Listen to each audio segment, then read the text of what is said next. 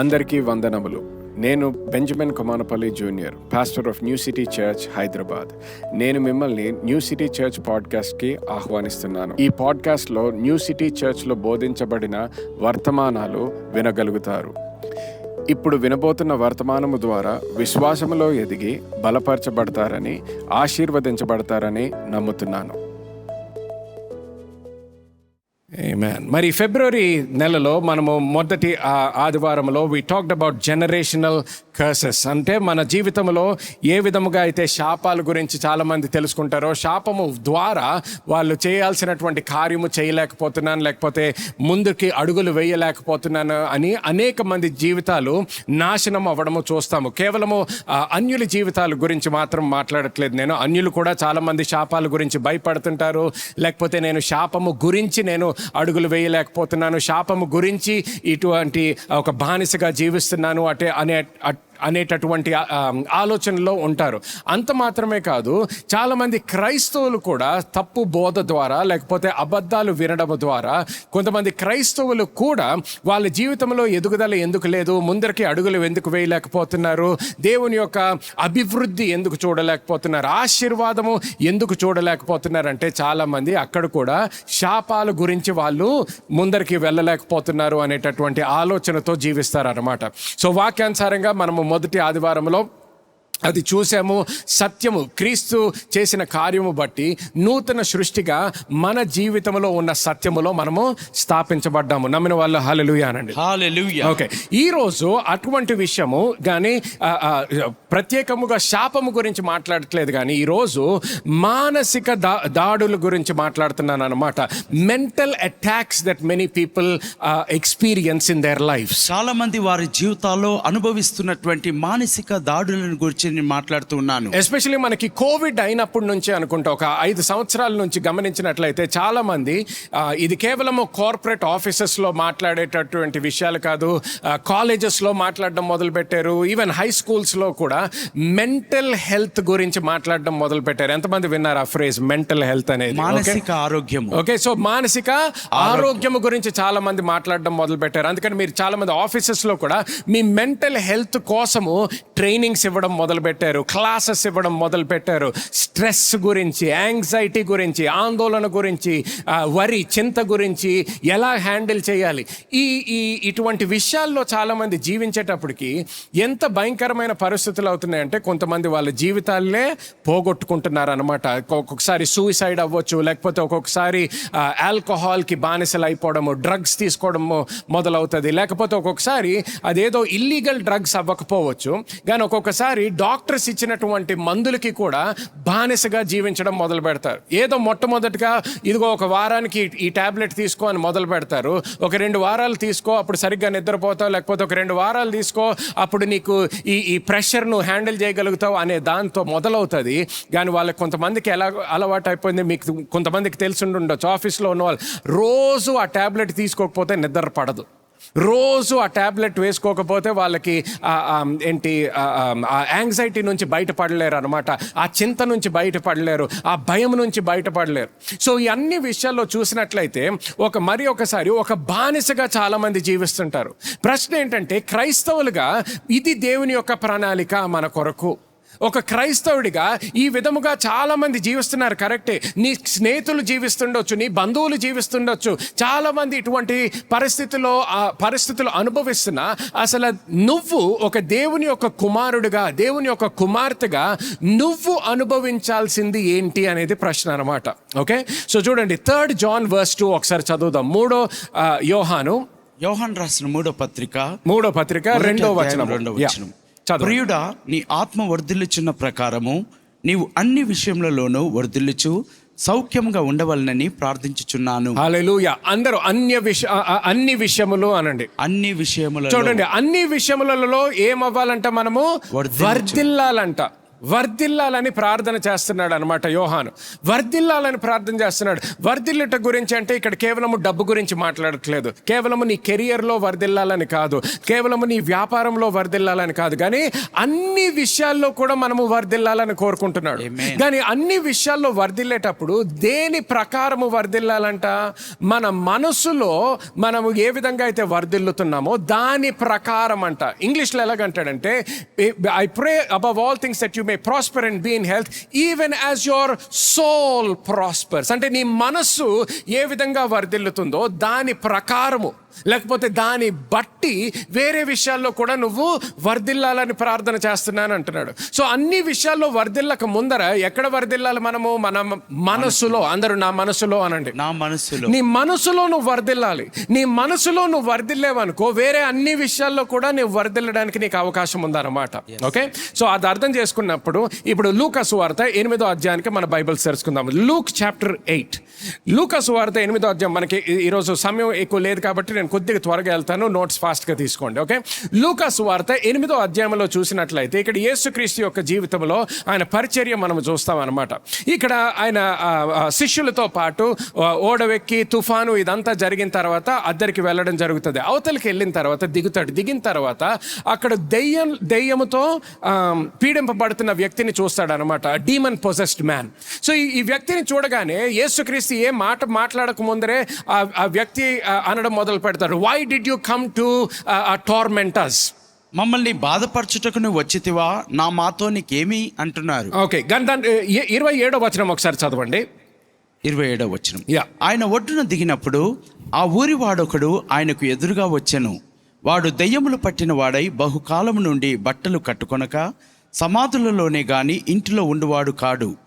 వాడు యేసును చూచి కేకలు వేసి ఆయన ఎదుట సాగిలపడి, యేసు, సర్వోన్నతుడైన దేవుని కుమారుడా, నాతో నీకేమి? నన్ను బాధపరచుకుమని నిన్ను వేడుకొనిచున్నానని కేకలు వేసి చెప్పాను. గమనించండి, అక్కడ అడిగిన నన్ను పరచొద్దు, నన్ను బాధపరచొద్దు అని అడుగుతున్నాడు. ఎవరు అడుగుతున్నారు అక్కడ? దెయ్యం అడుగుతుంది. దెయ్యం చేసే పని ఏంటి? అందరినీ బాధపరుస్తుంది. కానీ ఇక్కడ యేసుక్రీస్తు దగ్గరికి వచ్చేటప్పటికి ఏమని అడుగుతున్నాడు? నన్ను బాధపరచొద్దు అంటున్నాడు. ఓకే, కానీ గమనించండి, ఇప్పుడు దెయ్యాన్ని ఏ వ్యక్తి కూడా చూడలేడు అనమాట. చూసేది ఎవరిని? ఆ వ్యక్తిని చూస్తున్నారు. ఆ వ్యక్తి దెయ్యముతో పీడింపబడుతున్నాడు కాబట్టి ఇక్కడ ఆయన చేసేటటువంటి క్రియలు మాత్రమే చూడగలుగుతున్నారు మానవులు. దెయ్యాన్ని చూడలేకపోతున్నారు. దెయ్యము ద్వారా చేసేటటువంటి ఆ ఇన్ఫ్లుయెన్స్తో చేసేటటువంటి క్రియలను మాత్రం చూడగలుగుతున్నారు. క్రియలు ఏంటి? He was a man without any clothes and he lived in the tombs. అతడు బట్టలు కట్టుకొనక సమాధులలోనే జీవిస్తూ ఉన్నాడు. సమాధులలో జీవిస్తున్నాడంట. సమాధుల్లో జీవిస్తున్నాడు. అలాగే అందరూ బట్టలు వేసుకొని తిరుగుతుంటే ఈ వ్యక్తి మాత్రము బట్టలు లేకుండా జీవిస్తున్నాడు, బట్టలు లేకుండా తిరుగుతున్నాడు అనమాట. గమనించండి, ఈ విధంగా నన్ను పీడింపొద్దు అని అడిగిన తర్వాత అక్కడ నెక్స్ట్ వచనాలు చూసినట్లయితే 31వ వచనం చదవండి. వాడు తన పేరు సేన అని చెప్పి పాతాళంలోనికి పోవుటకు తమకు ఆజ్ఞాపింపవద్దని ఆయనను వేడుకొనెను. హల్లెలూయా. సో యేసుక్రీస్తు ఎక్కడికి వచ్చినా కూడా విడుదల చేయడానికి వచ్చాడనమాట, స్వాతంత్రం ఇవ్వడానికి వచ్చాడు. సో ఇలాగా దెయ్యాలతో పీడింపబడుతున్న వ్యక్తిని చూసేటప్పుడు కూడా దెయ్యాలకి తెలుసు, ఓకే ఇప్పుడు యేసుక్రీస్తు వచ్చాడంటే మన టైము అయిపోయింది, నా సమయం అయిపోయింది, ఇప్పుడు తప్పకుండా ఈ వ్యక్తిని స్వస్థపరుస్తాడు, ఇప్పుడు తప్పకుండా నన్ను ఇక్కడ నుంచి వెళ్ళగొట్టేస్తాడని తెలుసు. సో ఏమని అడుగుతున్నారు? పాతాళములోకి మాత్రం నన్ను పంపించొద్దు అని అడుగుతున్నాడు. సో ప్రార్థన అవసరత అనమాట. ప్రేయర్ రిక్వెస్ట్ పెట్టాడు యేసుక్రీస్తుకి. ఓకే, నా ప్రార్థన ఏంటంటే నువ్వు నన్ను మాత్రము పాతాళములోకి మాత్రం నన్ను పంపించొద్దు అంటాడు. పాతాళములోకి పంపించే బదులు ఏమంటాడు? తర్వాత వచనాలు చదివినట్లయితే అక్కడ ఉన్న పందుల్లోకి నన్ను పంపించు అంటాడు అనమాట. సో గమనించాల్సింది ఏంటంటే, కానీ మరి యేసుక్రీస్తు నిజంగానే పాతాళములోకి పంపించకుండా నిజంగా వాళ్ళని పందుల్లోకి ఎందుకు పంపించాడు అనేది ప్రశ్న. గమనించండి, ఆ ప్రాంతము ఎక్కడైతే యేసుక్రీస్తు వచ్చాడో అక్కడ పందులు ఉన్నాయంటే యూదుల ప్రాంతము కాదనమాట. యూదుల ప్రాంతము కాదు. సో అన్యుల ప్రాంతం అది. So it's an area of Gentiles. అన్యుల ప్రాంతం అయ్యేటప్పటికి అక్కడ పందుల్ని మనము అక్కడ హిస్టరీ లెసన్ లాగా మనం చదివినట్లయితే, వాక్యంలో లేదు కానీ ఎక్స్ట్రా హిస్టరీ చదివినట్లయితే ఆ ప్రాంతంలో ఆ పందుల్ని ఎందుకు మేపుతున్నారు లేకపోతే ఎందుకు పెంచుతున్నారంటే జూస్ అనే ఒక గ్రీక్ గాడ్ని వాళ్ళు ఆరాధించేవారు అన్నమాట. జూస్ అనే వ్యక్తి he was considered the leader of all the Greek gods. అక్కడున్న గ్రీకు దేశపు దేవతలకు దేవుళ్ళకి అందరికి అధిపతిగా ఆయనను కొల్చేవారు. సో ఈ జూస్ ని వాళ్ళు ఆరాధించేవారు అనమాట. సో ఈ పందులు ఏ పందులు అయితే అక్కడ ఉన్నాయో, దేన్నైతే మేపుతున్నారో పెంచుతున్నారో, ఆ జూస్ అనే దేవుడికి వాళ్ళు బలి ఇచ్చేవారు అన్నమాట. సో యేసుక్రీస్తు నిజంగానే దెయ్యం అడిగిన రిక్వెస్ట్కి ఎందుకు ఓకే చెప్తాడో, ఎందుకు పాతాళంలోకి పంపించలేదు, ఎందుకు పందుల్లోకి పంపించాడంటే, ఇప్పుడు ఒకటేంటంటే నంబర్ 1 జీసస్ యొక్క టార్గెట్ ఏంటి, ఆ వ్యక్తికి మాత్రం విడుదల రావాలి. అంటే ఆ వ్యక్తిని ఆ దయ్యము విడిచిపెట్టాలి. సో నంబర్ 1 అక్కడ నుంచి ఆ వ్యక్తి జీవితం నుంచి విడుదల పొందారు. కానీ రెండోది ఇప్పుడు ఏం చేస్తాడు, ఆ దయ్యాల్ని ఆ పందుల్లోకి పంపిస్తాడు. సో పందుల్లోకి పంపించేటప్పటికి ఇప్పుడు ఏమైంది, ఆ పందులంతా కూడా నీళ్ళల్లోకి దూకి మరణిస్తాయి. అంటే ఇప్పుడు ఏంటి, ఏ పందులైతే జూస్కి బలి అర్పణగా ఇవ్వబడేవో అప్పుడు ఆ బలి కూడా క్యాన్సిల్ అయిపోయింది అనమాట. అర్థమైందా అందరికీ?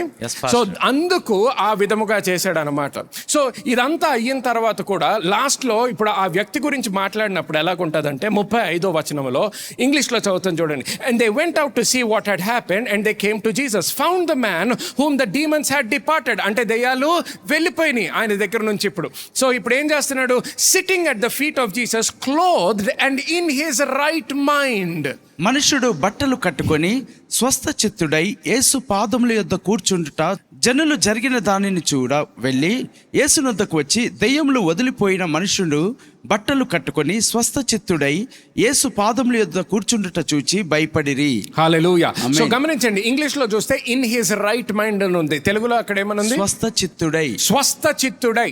స్వస్థ చిత్తుడై అంటే ఏంటి, మనసులో స్వస్థత పొందుకున్నాడు అన్నమాట. ఆమేన్.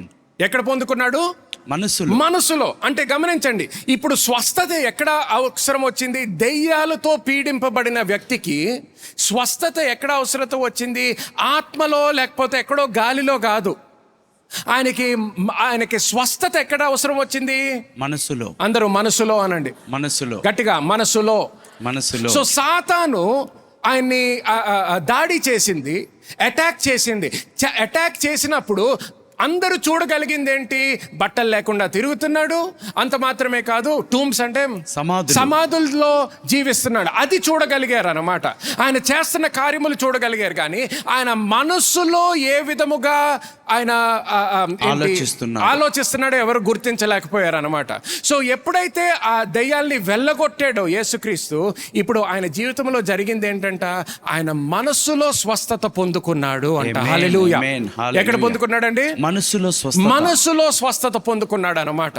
సో మనసులో ఏం జరుగుతుంది, సాతాను యొక్క ఇన్ఫ్లుయెన్స్ ఉందనుకోండి మన జీవితంలో, ఇన్ఫ్లుయెన్స్ అంటే ప్రభావము ఉందనుకోండి, మన మనసులో అది మొదలవుతుంది అనమాట, మన ఆలోచనల్లో మొదలవుతుంది. సో అందుకని నేను ఈ శాపాల గురించి మాట్లాడినప్పుడు, ఆశీర్వాదాల గురించి మాట్లాడినప్పుడు కూడా, నీ మనసు మారి రూపాంతరము పొందలేదనుకో, నీకు విడుదల దేవుడు ఇచ్చిన తర్వాత కూడా బానిసగానే జీవిస్తావు.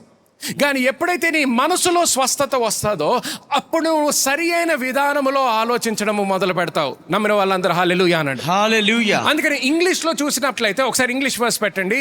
ఇంగ్లీష్ లో and he was in his right mind అని ఉంటుంది చూడండి. Sitting at the feet of Jesus cloth and in his right mind. అందరూ రైట్ మైండ్ అనండి. Right mind. That means he was not operating with a wrong mind. తప్పుడు మనసుతో ఆయన జీవించట్లేదు, ఇప్పుడు సరి అయిన మనసుతో జీవిస్తున్నాడు అన్నమాట.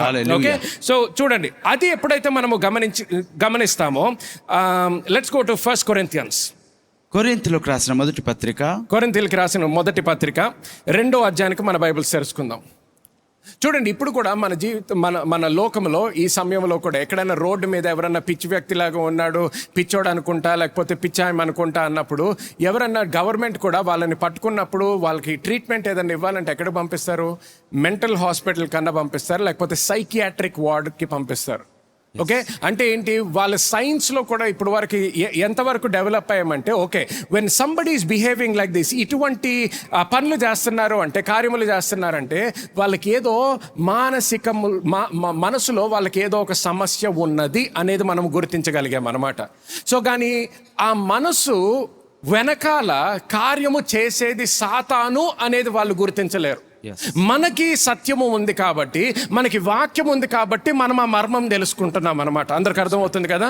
సో సైన్స్ ఒక వరకు వచ్చింది, కానీ దానికన్నా ఇంకెక్కువ చెప్పలేకపోతుంది. కానీ మనకు తెలుసు సైన్స్ కరెక్టే చెప్పేది, మనసులోనే ప్రాబ్లం, సైకీలోనే ప్రాబ్లం, వాళ్ళ ఆలోచనలోనే ప్రాబ్లం.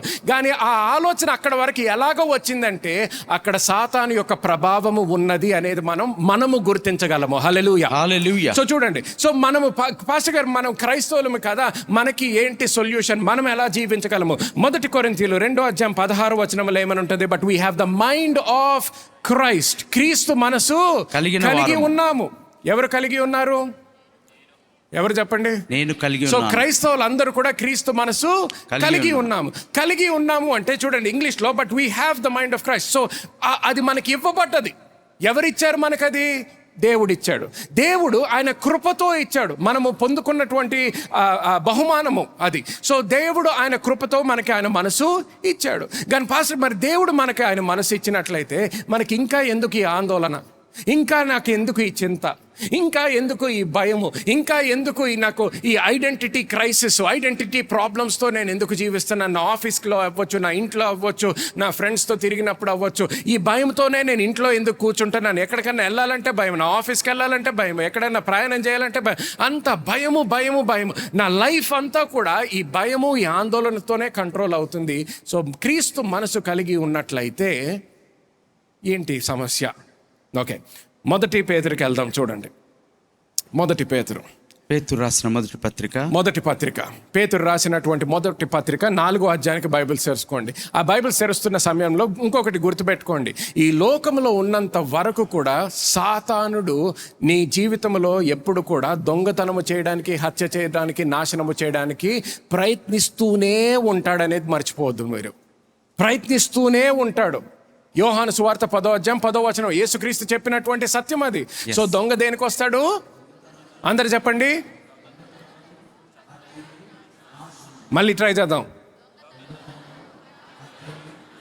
మూడోసారి ఇంకా గట్టిగా. హల్లెలూయా. ఓకే, సో దొంగతనము, హత్య, నాశనం చేయడానికి సాతాను వస్తాడు. సో ఈ లోకంలో ఉన్నంత సేపు ప్రతిరోజు ఒక కొత్త ప్లాన్తో వస్తూ ఉంటాడు. ప్రతిరోజు ఒక కొత్త ప్లాన్తో వస్తూ ఉంటాడు. ఏదో విధంగా దొంగతనం చేయాలి, ఏదో విధంగా హత్య చేయాలి, ఏదో విధంగా నాశనం చేయాలి ఈ వ్యక్తి జీవితం అని. కానీ దాని వలన మనము నిరుత్సాహపడక్కర్లేదు. ఎందుకు? మనము క్రీస్తుతో ఉన్నాము కాబట్టి. హల్లెలూయా. క్రీస్తుతో మనము సహవారసులు అయి ఉన్నాము కాబట్టి. హల్లెలూయా. సో చూడండి, పేతురు మనకి చెప్పేటటువంటి వాక్యం ఇక్కడ గమనిద్దాం. 1 Peter chapter 4:1 తెలుగులో చదవండి. క్రీస్తు శరీరమందు శ్రమపడెను గనుక మీరును అట్టి మనస్సును ఆయుధముగా ధరించుకొనుడి. హల్లెలూయా. మీరు అట్టి మనసు, అందరూ అట్టి మనసు అనండి. అట్టి మనసు. సో ఎవరి మనసులాగా? యేసు మనసు. యేసు లేకపోతే యేసు క్రీస్తు. ఓకే, సో క్రీస్తు మనసు మనము కలిగి ఉన్నాము అని ముందర చదివాము 1 కొరింథీయుల్లో. కానీ ఇక్కడ ఏమంటున్నాడు పేతురు వచ్చేసేటప్పటికి, ఈ మనసుని ఏం చేయాలంట? ఆయుధముగా ధరించమంటున్నాడు. ఆయుధముగా. ఇది మర్చిపోవద్దు. చూడండి, ఇంగ్లీష్లో చూసినట్లయితే ఆర్మ్ యువర్ సెల్ఫ్ అని ఉంటుంది. తెలుగులో యాక్చువల్లీ ఇంకా మంచిగా ట్రాన్స్లేట్ చేశారు, లేకపోతే ఇంకా క్లియర్గా రాశారు. ఆయుధముగా అని రాశారు తెలుగులో, ఇట్స్ ఇన్ ద బైబిల్. ఇంగ్లీష్లో అలాగ రాసలేదు, జస్ట్ ఆర్మ్ యువర్ సెల్ఫ్ అని ఉంటుంది. తెలుగులో ఇంకా చాలా మంచిగా స్పష్టంగా రాశాడు. ఆయుధముగా ఏం చేయాలంట? ధరించుకోవాలి. ధరించుకోవాలి. ఒక పోలీస్ ఆఫీసర్ని తీసుకున్నాం అనుకోండి. ఒకళ్ళు ఏ దేశంలో అయినా ఒక వ్యక్తి ఒక పోలీస్ ఆఫీసర్ అయ్యాడు అనుకోండి, ఆ పోలీస్ ఆఫీసర్కి కొన్ని ఆయుధాలు వాళ్ళు ఇస్తారన్నమాట. ఇచ్చిన తర్వాత, if I can have the picture on the screen, ఇచ్చిన తర్వాత వాళ్ళకి బాధ్యత ఉంటుంది దాంతో, ఆ ఆయుధాలతో ఏం చేయాలి అనేది. ఓకే, ఇప్పుడు చూడండి, ఈ 2 పిక్చర్స్ కూడా ఒకే వ్యక్తి, పోలీస్ ఆఫీసర్ అనమాట. ఈ లెఫ్ట్ పిక్చర్కి రైట్ పిక్చర్కి తేడా కనిపిస్తుందా ఏమన్నా? చెప్పండి. కనిపిస్తుందా? కనిపించట్లేదా? కనిపిస్తుందా? ఏంటి తేడా? గన్ను తక్కువ ఉంది. యూనిఫామ్ తేడానా? రంగు తేడానా? ఏంటి కళ్ళద్దాలా? ఏంటి? గన్. లెఫ్ట్ సైడ్ ఈ సైడ్ పిక్చరు మీ అందరికి కూడా, లెఫ్ట్ సైడ్ పిక్చర్ చూస్తే ఆయనకి గన్ ఉందా? గన్ లేదు. పోలీస్ ఆఫీసరా? పోలీస్ ఆఫీసరే. కానీ ఆ పిక్చర్లో ఏముంది? 2 గన్ ఉంది. ఆయుధము, వెపన్. సో ఆ రోజు ఏం చేశాడు? ఒకప్పుడేమో ఆయుధము ధరించలేదు, ఇంకొకసారేమో ఆయుధము ధరించాడు. సో రెండు విషయాల్లో పోలీస్ ఆఫీసర్. కానీ ఆయుధము ధరించనప్పుడు ఎవరన్నా కొట్టడానికి వచ్చారు, ఇంకొకరిని నాశనం చేయడానికి వచ్చారు, హత్య చేయడానికి వచ్చారు, దొంగలించడానికి వచ్చినప్పుడు ఆయన చేయాల్సినటువంటి కార్యము సరిగ్గా చేయగలుగుతాడు ఒక పోలీస్ ఆఫీసర్గా? లేదు, చేయలేడు. ఎందుకు? ఆయుధం ఇంట్లో పెట్టొచ్చాడు. అర్థమవుతుందా? డ్యూటీకి వచ్చానంటే సరిపోదు. డ్యూటీకి వచ్చినప్పుడు ఆయుధం తీసుకొని వచ్చావా లేదా? సంఘానికి వచ్చాను పాస్టర్ అంటే సరిపోదు. సంఘానికి రావడం చాలా మంచిదే, కానీ సంఘానికి వచ్చినప్పుడు ఆయుధము తెచ్చుకున్నావా లేదా? ఊరికి వెళ్ళినప్పుడు ఆయుధాన్ని తీసుకొని వెళ్ళావా లేదా? వ్యాపారం చేస్తున్నప్పుడు ఆయుధముతో వెళ్ళావా లేదా? నీ ఉద్యోగంకి వెళ్ళినప్పుడు ఆయుధముతో వెళ్ళావా లేదా? పక్కన వాళ్ళని అడగండి, ఆయుధం తెచ్చుకున్నావా లేదా అని. ఆయుధం తెచ్చుకున్నావా లేదా? ఇంట్లో పెట్టొచ్చావా? ఎందుకంటే అందరికి ఇవ్వబడ్డది. నాకు ఆయుధం ఎవరు ఇవ్వలేదు అనొద్దు. అంటే నువ్వు క్రైస్తవుడు అన్న కాదు.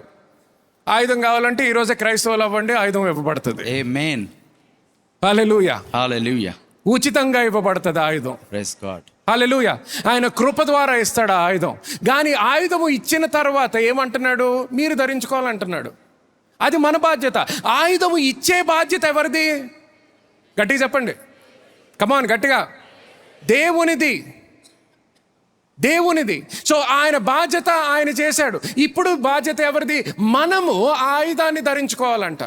ఎప్పుడైతే మనము ఆయుధాన్ని ధరించుకుంటామో అప్పుడు మనము చేయాల్సినటువంటి కార్యం మనం చేయగలుగుతాము.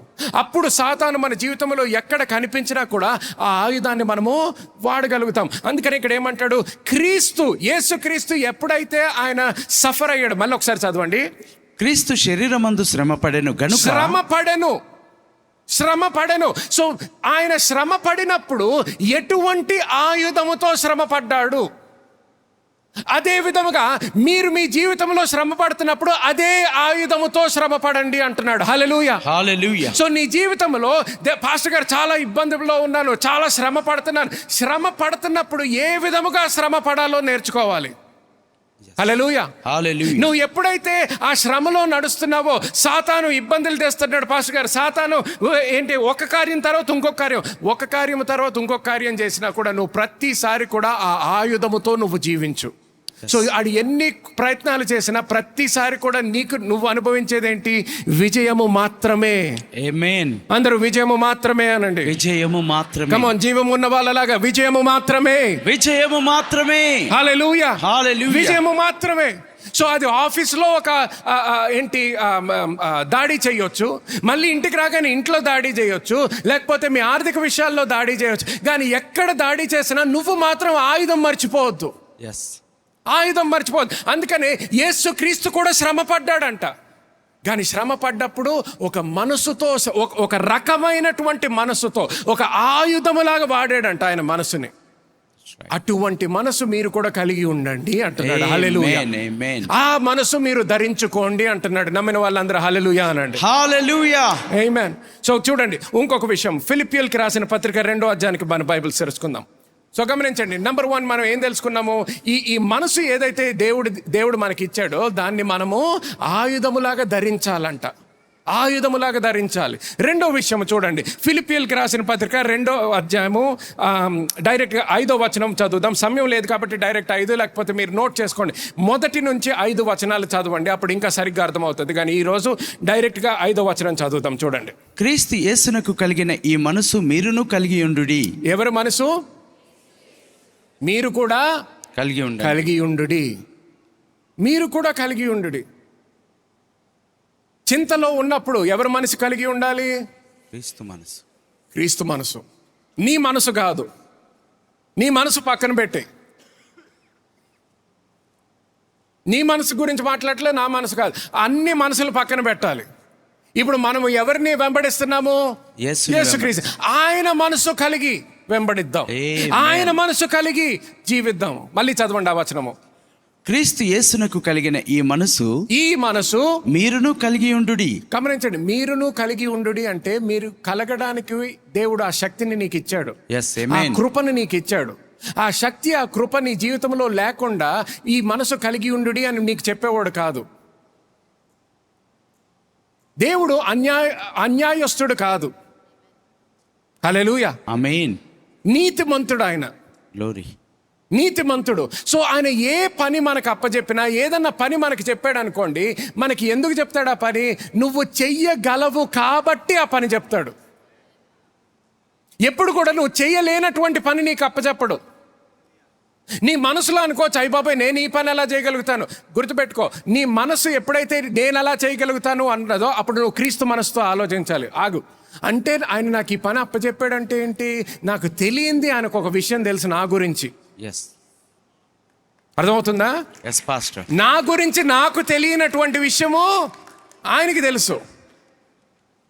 ఎందుకు? ఆయన నన్ను సృష్టించాడు కాబట్టి. సో ఇప్పుడు నువ్వు ఆయన మనసుతో ఆలోచించావనుకో, ఇప్పుడు ఆయన ఎటువంటి కార్యము చేయమన్నా కూడా, ఓహో నా మనసులో నేను చేయలేను అనుకుంటున్నాను, కానీ ఆయన నాకు అప్పచెప్పాడంటే ఆయన మనసు ద్వారా ఇప్పుడు నేను ఆలోచించాలి. నాకు ఈ పని అప్పచెప్పాడంటేనే ఈ పని చెయ్యడానికి కావలసినటువంటి సామర్థ్యత అంతా కూడా నాలో ఉన్నదన్నమాట. ఆమేన్. హల్లెలూయా. హల్లెలూయా. గ్లోరీ. సో అందుకని ఇంకొకసారి ఎప్పుడు కూడా నేను ఈ ఉద్యోగం చేయలేను, నేను ఈ బిజినెస్ పెట్టలేను, నేను పిల్లల్ని పెంచలేను, నేను ఈ వివాహంలో ఉండలేను, ఇటువంటి మాటలు మాట్లాడొద్దు. నువ్వు దేవుని యొక్క ప్రణాళిక బట్టి నువ్వు అక్కడికి వెళ్ళావంటే నువ్వు అది చెయ్యడానికి నీకు ఆ హక్కు ఉంది, ఆ అర్హత ఉంది, ఆ సామర్థ్యత అంతా కూడా దేవుడు నీలో పెట్టాడు. హల్లెలూయా. హల్లెలూయా. దేవునికి మహిమ కలుగును గాక. ఆమేన్. ఆమేన్. చూడండి, కొలసీలకి రాసిన పత్రిక 3వ అధ్యాయం త్వరగా మొదటి 2 వచనాలు చదువుదాం. చూడండి. మీరు క్రీస్తుతో కూడా లేపబడిన వారైతే పైనున్న వాటిని వెదకుడి, అక్కడ క్రీస్తు దేవుని కుడి పార్శ్వమున కూర్చొని ఉన్నాడు. పైనున్న వాటి మీదనే గాని భూ సంబంధమైన వాటి మీద మనసు పెట్టుకొనకుడి. చూడండి, ఇప్పుడు ఏమంటున్నాడు? సెట్ యువర్ మైండ్, మనసు పెట్టుకోండి అంటున్నాడు. మనసు దేని మీద పెట్టుకోమంటున్నాడు? మళ్ళీ చదవండి. పైనున్న వాటి మీదనే గాని, పైనున్న వాటి మీదనే, పైనున్న వాటి మీదనే. ఇంకొక విధంగా చెప్తా, పైనున్న వాటి మీద మాత్రమే. ఎస్, మాత్రమే. కొంతసేపు దాని మీద, కొంతసేపు దీని మీద కాదు, కొంతసేపు పైన కొంతసేపు కింద కాదు, దాని మీద మాత్రమే. అందుకని పాత నిబంధనలు ఏమంటాడు? You shall be the head and not the tail. నువ్వు తలగా ఉంటావు కానీ తోకగా ఉండవు. తోకగా ఉండవు. కొన్ని రోజులు తలగా ఉంటావు, కొన్ని రోజులు తోకగా ఉంటావు అనలేదు. హల్లెలూయా. సో తోకలాగా ఆలోచించొద్దు. అర్థమవుతుందా? ఎలాగా ఆలోచించాలి? తలగా. ఎవరి తలలాగా? ఎవరి మనసులాగా? దేవుని మనసు. క్రీస్తు మనసు. ఆమేన్. అర్థమవుతుందా? సో క్రీస్తు మనసు. ఆయన ఏమంటున్నాడు? పైన విషయాల గురించి మాత్రమే ఆలోచించండి అంటున్నాడు. కింద విషయాల గురించి మాట్లాడొద్దు, ఆలోచించొద్దు. పాస్టర్ గారు అలాగే ఎలాగండి అంటే, నేను ఏ పరిస్థితిలోకి వెళ్ళినా నాకు ఆందోళన అవుతుందండి. ఆఫీస్లోనేమో ప్రెషర్ తీసుకోలేకపోతున్నాను, ఇంటికి వెళ్తేనేమో వాళ్ళు తిడుతున్నారు, వీళ్ళు తిడుతున్నారు, వాళ్ళు నిందలు వేస్తున్నారు, వీళ్ళు నిందలు వేస్తున్నారు. ఫ్రెండ్స్ దగ్గరికి వెళ్తే వాళ్ళు నన్ను సరిగ్గా గుర్తించరు, లేకపోతే వాళ్ళు నా గురించి చెడ్డగా మాట్లాడుతుంటారు. ఎక్కడికి వెళ్ళినా పరిస్థితులు. గుర్తుపెట్టుకో, నువ్వు ఎక్కడికి వెళ్ళినా, ఇక్కడేమో ఇంగ్లీష్లో ఒకసారి పెట్టండి వర్స్ 2 ఇంగ్లీష్లో చూడండి. సెట్ యువర్ మైండ్ అన్నాడు. అందరూ సెట్ యువర్ మైండ్ అనండి. Set your mind. సో చూడండి, సెట్ యువర్ మైండ్ అంటే పరిస్థితి ఎలాగున్నా ఆ సమయంలో నీ మైండ్ సెట్ చేసుకో అంటున్నాడు. ఆ సమయంలో. సో ఇప్పుడు చూడండి, మీరు ఇంటికి వెళ్ళినప్పుడు చాలా వేడిగా ఉందనుకోండి, అక్కడ ఏసీ ఆన్లో ఉంటుంది. ఆఫీస్లోకి వెళ్ళినప్పుడు కూడా ఏసీ చూస్తే ఆన్లో ఉంది, కానీ ఇంత వేడిగా ఉంది అంటే అలాంటి పరిస్థితుల్లో మీరు ఫస్ట్ ఏం చెక్ చేస్తారు? టెంపరేచర్ చెక్ చేస్తారు. సో ఏసీ ఆన్లో ఉంది, కానీ ఏసీ ఏ సెట్టింగ్లో పెట్టారు, ఎంత టెంపరేచర్లో సెట్ చేశారు, అది ఎప్పుడైతే చెక్ చేస్తారో, అయ్య బాబా ఎంత వేడిగా ఉంది అంటే అప్పుడు ఏం చేస్తారు? మీరు సెట్టింగ్ మారుస్తారు. 27 మీద ఉందనుకో, ఎవరో ఆన్ చేసి వెళ్ళిపోయారు, కానీ ఏ టెంపరేచరో చూసుకోలేదు. సో 27 మీద ఉంది, ఇప్పుడు ఏం చేస్తారు? దాన్ని 20కో 18కో 16కో పెట్టుకుంటారు. ఎందుకు? ఇప్పుడు ఆ వేడి రూము ఇప్పుడు ఏమవ్వాలని? చల్లబడాలని. సో మీరు వెళ్ళినప్పుడు వేడిగా ఉంది, కానీ వేడిగా ఉన్నంత మాత్రాన మీరు బయటికి పరిగెత్తుకుంటూ రాలేదు. ఏం చేశారు? ఆ వేడి రూమ్లోనే నుంచున్నారు. వేడి రూమ్లో నుంచొని దేవా సాయం చేయి అని అడగలేదు. ఏం చేశారు? రిమోట్ తీసుకున్నారు, సెట్టింగ్ మార్చుకున్నారు. ఒకసారి మీరు జీవితంలో కూడా అలా గుర్తుపెట్టుకోండి. మీరు ఎక్కడికైతే వెళ్తారో, ఎంత వేడిగా ఉన్నా కూడా ఆ ప్రాంతము షడ్రక్ మీషక్ అండ్ అబేద్నెగోని గుర్తుపెట్టుకోండి. ఎంత భయంకరంగా ఉన్నా కూడా ప్రాంతం, నువ్వు అక్కడ దేవునితో వెళ్ళినట్లయితే ఆ ప్రాంతాన్ని మార్చేటటువంటి శక్తి దేవుడు నీలో పెట్టాడు. ఆమేన్, ఆమేన్, దట్స్ రైట్. ఆ శక్తి నీలో పెట్టాడు. ఆ ఆశీర్వాదంతో వెళ్తున్నావు నువ్వు అక్కడికి. సో నువ్వు ఒక్కసారి నువ్వు సెట్ చేసావంటే టెంపరేచర్ని, ఒక 2-3 నిమిషాలు శ్రమ పడాలి, పర్వాలేదు. ఒక 5 నిమిషాలు శ్రమ పడు. ఇప్పుడు చెమటలు కారుతున్నాయి, ఏం పని చేయకపోయినా చెమటలు కారిపోతున్నాయి, అక్కడే నుంచో. ఎందుకు? సెట్టింగ్ మార్చేసావు కాబట్టి. సెట్టింగ్ మార్చిన తర్వాత అంటావా? లేదు, నువ్వు ఊదాల్సింది ఏమీ లేదు అక్కడ. సెట్టింగ్ మార్చిన తర్వాత నుంచో, అంతే. సెట్టింగ్ ఇక్కడ మార్చావు అనుకో, నువ్వు అక్కడే నుంచో, ప్రతిది కూడా మారడం మొదలవుతుంది నీ పక్కన. ప్రైజ్ గాడ్, హల్లెలూయా. ఏ ప్రాంతంలో అయితే ముందర నువ్వు చెమటలు కక్కుతూ ఉన్నావో, ఇప్పుడు హాయిగా చల్లగా కూర్చోగలుగుతావు. ఆమేన్. అందుకని ఏమంటున్నాడు, ఒక సైడ్ ఏమో ధరించుకోమన్నాడు మనసుని, ఇంకొక దగ్గర ఏమంటున్నాడు, నీ మనసుని సెట్ చేసుకోమంటున్నాడు. ఆయుధంలాగా ధరించుకోమంటున్నాడు, తర్వాత సెట్ చేసుకోమంటున్నాడు అనమాట. నువ్వు ఎప్పుడైతే ఆ విధంగా నువ్వు జీవించగలుగుతావు, ఈ 2 కీస్ మర్చిపోద్దు, ఈ 2 తాళం చెవులు మర్చిపోద్దు నీ జీవితంలో. నీ మనసు వచ్చేసేటప్పటికి విడుదల. ఈ ప్రెషర్ నేను తట్టుకోలేకపోతున్నాను, ఆఫీస్ ప్రెషర్ తట్టుకోలేకపోతున్నప్పుడు ఇది గుర్తుపెట్టుకో, నువ్వు క్రీస్తు మనసు కలిగి ఉన్న వ్యక్తివి. అందరూ పారిపోవచ్చు, నువ్వు పారిపోవద్దు అక్కడి నుంచి. నువ్వు చూపించు నువ్వు ఆ పని చేయగలుగుతావని. ఆ బిజినెస్ ఎవరు కూడా అయ్యి బాబా ఈ బిజినెస్ నేను చేయలేను అందరూ చేయలేకపోవచ్చు, కానీ నువ్వు చేసి చూపించు అక్కడ వాళ్ళకి. ఆమేన్. క్రీస్తు నీలో ఉన్నాడని రుజువుపరచు వాళ్ళకి. ఆమేన్. హల్లెలూయా. Praise God. ఆశీర్వాదము నాలో ఉన్నది అని రుజువుపరచు వాళ్ళకి. హల్లెలూయా. హల్లెలూయా. దానియేలు జీవితంలో ఏం చేశాడు? ఎవ్వరు కూడా nobody could talk about the dream. కళ గురించి ఎవ్వరూ చెప్పలేకపోయారు, ఎవరు వివరించలేకపోయారు. కానీ దానియేలు నా వల్ల కూడా కాదన్నాడా? లేదు. చెప్పండి, లేదు. అదే ప్రాంతంలో కొద్దిగా సమయం ఇవ్వమన్నాడు. కొద్దిగా సమయమే, నేను వెళ్ళి కనుక్కొని వస్తాను. పరిష్కారము నీలో ఉన్నది, మర్చిపోవద్దు. ఆమేన్. పరిష్కారము నీలో ఉన్నది. అందరూ అనండి, పరిష్కారము నాలో ఉన్నది. పరిష్కారము నాలో ఉన్నది. హల్లెలూయా. ఆమేన్. ఎందుకు? నువ్వు క్రీస్తు మనసు కలిగి ఉన్నావు కాబట్టి. ఆమేన్. ఆమేన్. హల్లెలూయా. చూడండి, ఇది రాసుకోండి. Every Christian must arm themselves and set themselves with the mind of Christ. ప్రతి క్రైస్తవుడు దేవుని మనసును కలిగి దేవుని మనసును ఆయుధముగా ధరించుకోవాలి. హల్లెలూయా. నువ్వు దేవుని మనసు కలిగి దేవుని యొక్క మనసు ఆయుధముగా ధరించుకోవాలి. అలాగే ఫిలిప్పీయులకి రాసిన పత్రిక 4వ అధ్యాయం 8వ వచనంలో కూడా చూసినట్లయితే, ఇంగ్లీష్లో చదువుతాను త్వరగా, fix your thoughts on what is true అని ఉంటుంది. ఏవి సత్యమైనవో వాటి మీద మీ మనస్సును ధ్యానముంచుకొనుడి. హల్లెలూయా. ఏదైతే సత్యమై ఉందో దాని మీద నీ మనసు ధ్యానించు. ఏదైతే సత్యం ఉందో, నువ్వు ఏ పరిస్థితి గురించి అన్నా, పాస్టర్ గారు పెళ్ళైపోయి 2 సంవత్సరాలు అయింది, 3 సంవత్సరాలు అయింది, 5 సంవత్సరాలు అయింది, 10 సంవత్సరాలు అయింది, పిల్లలు పుట్టట్లేదండి, వాళ్ళు ఇలాగంటున్నారు, వీళ్ళు అలాగంటున్నారు, మా తల్లిదండ్రులు ఇలాగంటున్నారు, బంధువులు ఇలాగంటున్నారు, ఎక్కడికి వెళ్ళినా అసలు బంధువులతో ఉండలేకపోతున్నాను, ఈ మాటలు నేను వినలేకపోతున్నాను. ఓకే, ఆ సమయంలో నువ్వు అడగాల్సింది ఏంటంటే, నా జీవితంలో ఈ విషయంలో సత్యం ఏంటి, ఈ విషయము గురించి సత్యం ఏంటి అనే ప్రశ్న అడగాలి. ఈ విషయము గురించి సత్యం ఏంటి?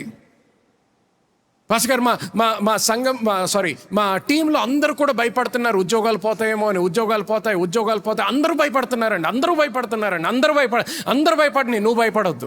ఆమేన్. హల్లెలూయా. నువ్వు అప్పుడు అడగాల్సిన ప్రశ్న ఏంటి? ఎప్పుడు పోతున్నాయి, ఎప్పుడు తీసేస్తారంట, అది కాదు ప్రశ్న. ఈ విషయం గురించి సత్యం ఏంటి? నేను ఎందుకు భయపడుతున్నాను? వాళ్ళు భయపడుతున్నారు, కరెక్టే. వాళ్ళకి దర్శనం లేదు, ఒక గమ్యం లేదు, ఒక నిరీక్షణ లేదు. కానీ నేను ఎందుకు భయపడుతున్నాను? దీని గురించి సత్యం ఏంటి అనే ప్రశ్న వేసుకోవాలి. నువ్వు ఎప్పుడైతే ఆ ప్రశ్న వేసుకుంటావో అప్పుడు నీకు సత్యం వస్తుంది, అప్పుడు నీకు జవాబు వస్తుంది, వాక్యానుసారంగా జవాబు వస్తుంది. నువ్వు ఒక స్త్రీ అయి ఉన్నప్పుడు గుర్తుపెట్టుకో, దేవుడు మనల్ని సృష్టించినప్పుడు మొట్టమొదటిగా ఏమన్నాడు? B fruitful and multiply. మీరు ఫలించి అభివృద్ధి పొందండి. అది సత్యము నీ గురించి. డాక్టర్ ఏమన్నాడో కాదు, దేవుడు ఏమన్నాడు నీ గురించి. ఏమవ్వాలి నువ్వు? ఫలించి అభివృద్ధి పొందాలి. ఫలించి అభివృద్ధి పొందాలి. సో నువ్వు రోజు నీవు లెగ్గానే నువ్వు అది చూసిన నువ్వు ఒక అద్దం ముందర నుంచున్నప్పుడు నీ శరీరాన్ని పట్టుకొని నీ చెయ్యి వేసుకొని నువ్వు అనాలి, నేను ఫలిస్తాను. ఎస్, ఆమేన్. డాక్టర్ ఏమన్నాడు కాదు, నువ్వేమంటున్నావు అది ప్రశ్న. డాక్టర్ అన్న దాని గురించి నువ్వేమంటున్నావు, దేవుడు అన్న దాని గురించి నువ్వేమంటున్నావు. నువ్వు అన్న దాన్ని బట్టి నీ జీవితంలో స్థాపించబడతావు. డాక్టర్ అన్న దాన్ని బట్టి కాదు. డాక్టర్ ఏదన్నా అనొచ్చు, బంధువులు ఏదన్నా అనొచ్చు, శపించబడ్డావు అందుకనే నీకు పిల్లలు పుట్టట్లేదు, ఇంకేదో చేసావు అందుకనే పుట్టట్లేదు, ఇంకేదో వాళ్ళు ఏమన్నా అనుకోని నీ నోట్లోంచి నువ్వేమంటున్నావు నీ జీవితం గురించి.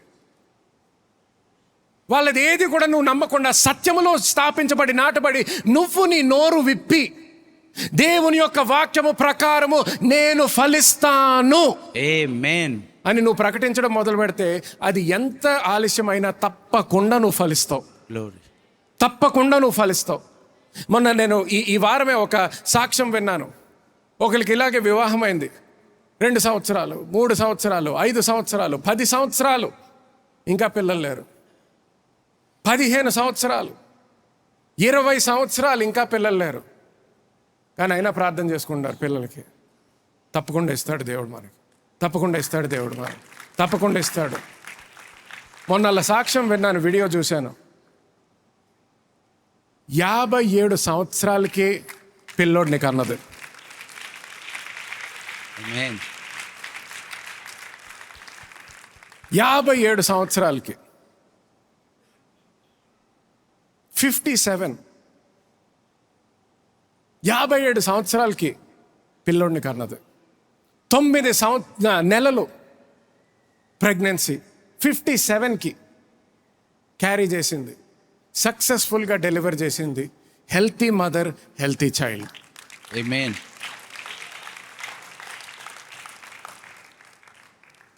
భర్త కూడా నుంచొని ఉన్నాడు, సాక్ష్యానికి మైక్ ఇచ్చారు, మాట్లాడలేకపోతున్నాడు. కళ్ళు నీళ్లు కారుతూనే ఉన్నాయి, మాటలు రావట్లేదు బయటికి. నమ్మదగిన దేవుడు, ఆమేన్. నమ్మదగిన దేవుడు, praise the Lord. Thank you Jesus. నమ్మదగిన దేవుడు. చూడండి, నీ నీ నీ నీ అటాక్, దాడి అంతా ఎక్కడ జరుగుతుంది? మనసులో. నీ మనసులో. అందుకని ఏమంటున్నాడు? యేసుక్రీస్తు ఎప్పుడైతే శ్రమ పడ్డాడో, ఆయన శ్రమ పడుతున్నప్పుడు ఏ విధముగా, ఏ మనసుతో దాడి చేశాడు, తిరిగి దాడి చేశాడు, ఏ విధముగా కష్టపడ్డాడు, ఏ విధముగా శ్రమ పడ్డాడు, ఏ విధముగా ఆయన విశ్వాసముతో అడుగులు వేశాడు. ఆ మనసు కలిగి జీవించండి అంటున్నాడు. హల్లెలూయా. ఆమేన్. సో నీ జీవితంలో వేరే వాళ్ళు ఏమన్నారో దాని గురించి బాధపడొద్దు. బాధపడ్డా ఒక 2 నిమిషాలు బాధపడు, దాని తర్వాత మర్చిపో దాని గురించి. పాస్టర్ గారు ఎలా మర్చిపోతానండి, వాళ్ళంత క్లోజు, ప్రతిరోజు మాట్లాడుతుంటే ఎలాగ? చెవులు మూసుకోవడం నేర్చుకో. చెవులు మూసుకోవడం నేర్చుకో. నీ మనస్సులో ఉన్న నీ ఆత్మలో ఉన్న చెవులు విప్పబడాలి. అందుకనే ఎప్పుడైతే నీ ఆత్మలో ఉన్న చెవులు విప్పబడతా, అప్పుడు దేవుడు నీతో ఏం మాట్లాడుతున్నాడో వింటావు నువ్వు. అనేక మంది మనం ఎందుకు బాధలో ఉంటాం తెలుసా? ఎందుకు ఆందోళన తెలుసా? ఎందుకు చింత? ప్రతిరోజు భయం ఎందుకు తెలుసా? ఎందుకంటే మనం వినేదంతా కూడా మానవుడు చెప్పిన మాటలు వింటూ ఉంటాము. దేవుడు చెప్పిన మాటలు ఎప్పుడు వింటున్నావు? నువ్వు మాట్లాడుతుంటావు, కరెక్టే. ప్రార్థనగానే నువ్వు మాట్లాడతావు, అయ్యా నాకు ఇలాగంటున్నారయ్యా, వాళ్ళు అలాగంటున్నారయ్యా, నాకు ఇది అవ్వాలయ్యా, అది అవ్వాలి. సరే, ఇప్పుడు ఆయన మాట్లాడినప్పుడు నువ్వు వింటున్నావా? విడుదల ఎక్కడి నుంచి వస్తుంది? నీ మాటల నుంచా, ఆయన నీతో చెప్పిన మాటల నుంచా? ఆయన నీతో చెప్పిన మాటల గురించి నువ్వు మాట్లాడేది, ఆయన చెప్పిన మాటలు ప్రకారముగా ఇప్పుడు నువ్వు మాట్లాడుతుంటే వండర్ఫుల్. కానీ ఇప్పుడు అందరూ చెప్పినటువంటి మాటలు రిపోర్టింగ్ న్యూస్ లాగా, ఒక న్యూస్ రిపోర్టర్గా, దేవా నీకు తెలియదేమో, నేను చెప్తాను ఇప్పుడు వరకు వాళ్ళందరూ ఏమన్నారో నేను నీకు ఒకసారి వివరిస్తాను అని మొదలు పెట్టావు అనుకో, దాని నుంచి నీకేం విడుదల రాదు. అటువంటి న్యూస్ రిపోర్ట్ ఇవ్వక్కర్లేదు దేవుడికి తెలుసు వాళ్ళు ఏమన్నారో నీ గురించి. వాళ్ళు అన్నప్పుడు దేవుడు కూడా విన్నాడు. వాళ్ళు నిన్ను అన్నప్పుడు దేవుడు ఎక్కడున్నాడు అనుకుంటున్నావు? నీతోనే ఉన్నాడు. ఆయన ఏమన్నాడు? నిన్ను విడువడు ఎడబాయడు. గట్టిగా చెప్పండి, గట్టిగా చెప్పండి, విడువను గట్టిగా చెప్పండి. విడువను ఎడబాయను. ఇప్పుడు చూడండి, మేమిద్దరం ఫ్రెండ్స్ అనుకోండి, నా గురించి ఈయన మాట్లాడాడు అనుకోండి, మళ్ళీ అరే ఏం మాట్లాడాడు చెప్పాలా అని చెప్పాల్సిన అవసరం ఉంటుందా? చెప్పండి. లేదు, అక్కర్లేదు. ఎందుకు? ఆయన చెప్తున్నప్పుడు అంతా విన్నాడు. వేరే వాళ్ళు ఏం చెప్పారో నువ్వు మళ్ళీ వెళ్ళి దేవుడికి చెప్పుకోక్కర్లేదు. అన్నీ ఆయనకి తెలుసు, అన్నీ ఆయనకి తెలుసు. సో ఇప్పుడు నువ్వు ఏదన్నా తెలుసుకోవాలంటే ఏం తెలుసుకోవాలి? దేవా ఇదంతా జరిగిందని నీకు తెలుసు, సో నీకు టైం వేస్ట్ చేయను. ఇప్పుడు నువ్వు నాతో మాట్లాడు. నీ సత్యములో నేను ఇప్పుడు స్థాపించబడాలి. నేను వినాల్సినటువంటి మాట నువ్వు నాకు విడుదల చేయి.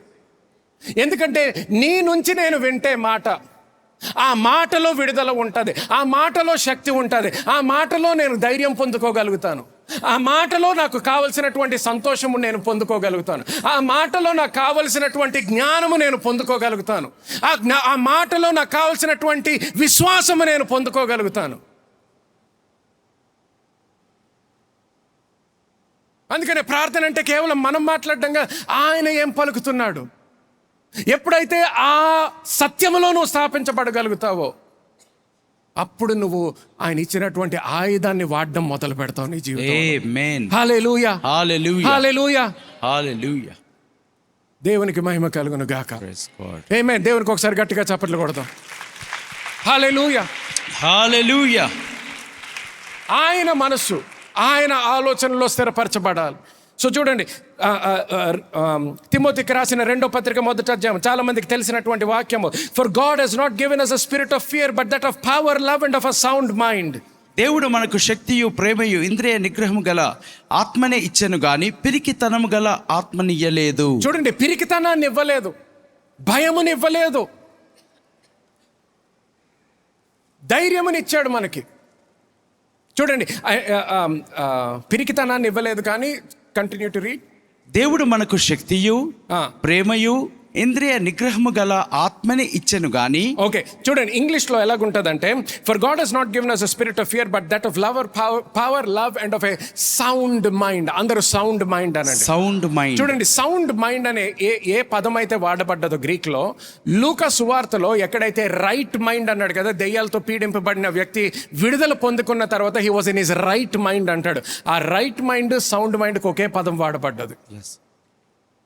సో దేవుడు ఏమంటున్నాడు? అటువంటి మనసుని మనకి ఇచ్చాడంట. ఈ సౌండ్ మైండ్ అనేటప్పటికి 3 విషయాలు రాసుకోండి. ఓకే, సరి అయిన మనసు అంటే ఏంటి? మంచి మనసు లేకపోతే సరి అయిన మనసు అనేటప్పటికి 3 విషయాలు. Number 1, it is a self controlled mind. అది స్వకీయ నిగ్రహ శక్తి అయింటున్నది, మనసు అయింటున్నది. సెల్ఫ్ కంట్రోల్డ్ మైండ్, నిగ్రహమైన మనసు. Okay. Number 2, it is a disciplined mind. క్రమశిక్షణ కలిగిన మనసు. క్రమశిక్షణ కలిగిన మనసు, క్రమశిక్షణ కలిగిన మనసు. 3వది కరెక్ట్ మైండ్, సరి అయిన మనసు. సరి అయిన మనసు అన్నమాట. సో గుర్తుపెట్టుకోండి, if you are walking with a sound mind, సరి అయిన మనసుతో కలిగి నువ్వు జీవిస్తున్నావు అంటే నువ్వు నిర్గహమైనటువంటి మనసుతో జీవిస్తున్నావు అన్నమాట. Self controlled mind. సో ఏ తలంపు వచ్చినా దాని ప్రకారం ఆలోచించడం కాదు. ఏది జరిగినా, వాళ్ళు తిట్టారు అందుకనే నేను తిట్టేశాను, వాళ్ళు కొట్టారు అందుకనే కొట్టేశాను, వాళ్ళు అబద్ధం ఆడారు అందుకనే నేను అబద్ధం ఆడాను, వాళ్ళు నన్ను ఇన్సల్ట్ చేశారు నేను వాళ్ళని ఇన్సల్ట్ చేశాను, నేను పిలిస్తే వాళ్ళు రాలేదు అందుకని వాళ్ళు పిలిస్తే నేను రాలేదు. ఇటువంటి మనసు కాదు. అందరూ సెల్ఫ్ కంట్రోల్డ్ అనండి. సెల్ఫ్ కంట్రోల్ అంటే తెలుగులో నిగ్రహమైన, నిగ్రహము లేక స్వస్థత బుద్ధి గల మనసు అనవచ్చు. హల్లెలూయా, హల్లెలూయా, ప్రైజ్ గాడ్. అండ్ అలాగే డిసిప్లిన్డ్ మైండ్, క్రమశిక్షణ గల మనసు, క్రమశిక్షణ కలిగినటువంటి మనసు. సో చూడండి, కొరింథీయులకు రాసిన 2వ పత్రిక 2వ అధ్యాయం 11వ వచనం. త్వరగా ఒక 10 minutes I will close. నేనేమైనాను క్షమించి ఉంటే సాతాను మనల్ని మోసపరచకుండానట్లు మీ నిమిత్తము క్రీస్తు సముఖమునందు క్షమించి ఉన్నాను. సాతాను తంత్రములను మనము ఎరుగని వారము కాము. హల్లెలూయా. హల్లెలూయా. చూడండి, ఆ లాస్ట్ పార్ట్ మీరు అండర్లైన్ చేసుకోండి. సాతాను తంత్రములను సాతాను తంత్రములను గుర్తుపెట్టుకోండి. ఒక క్రైస్తవుడిగా సాతాను తంత్రములు తెలియకుండా నువ్వు జీవించకూడదు. తెలుసుకోగలగాలి. వాడు చేస్తున్న కార్యములు తెలుసుకోగలగాలి. దూరం నుంచే నువ్వు తెలుసుకోగలగాలి. మళ్ళీ దాడి చేయడానికి వస్తున్నాడని దూరం నుంచి నువ్వు గుర్తించగలగాలి.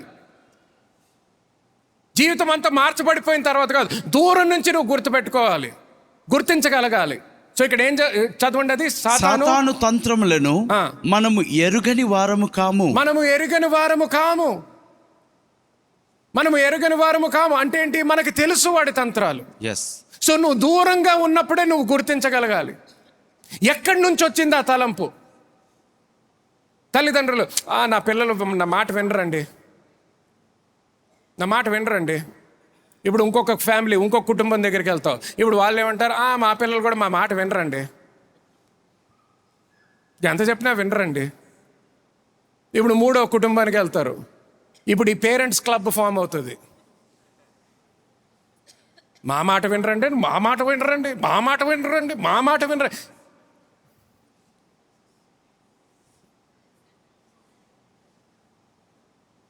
దేవుడు చెప్పాడా నీ పిల్లలు నీ మాట వినరని?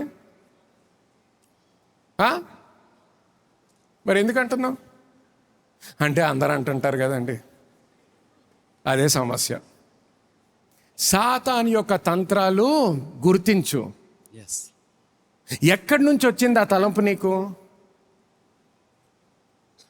నువ్వు పలికిన జీవము అంటే మరణము, జీవము మరణము నాలుక వశము. సో ఇప్పుడు నా పిల్లల మాట వినరండి, నా పిల్లల మాట వినరండి, నా పిల్లల మాట వినరండి, నా పిల్లల మాట వినరండి, నా పిల్లల మాట వినరండి. కానీ ఇప్పుడు నువ్వు ఆశించేది అంటే వాళ్ళు ఎందుకో పాస్టర్ నాకు తెలియట్లేదు, అసలు మాట వినరండి నా పిల్లలు. ఎందుకో తెలీదా నీకు?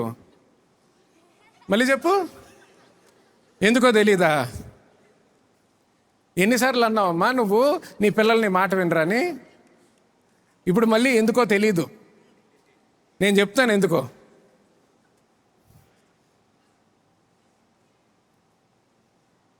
న్యూస్ రిపోర్టర్ లాగా అందరికీ నా పిల్లలు వినరు అంటావు కదా. ఆ రిపోర్టే వచ్చింది మళ్ళీ నీ జీవితంలోకి.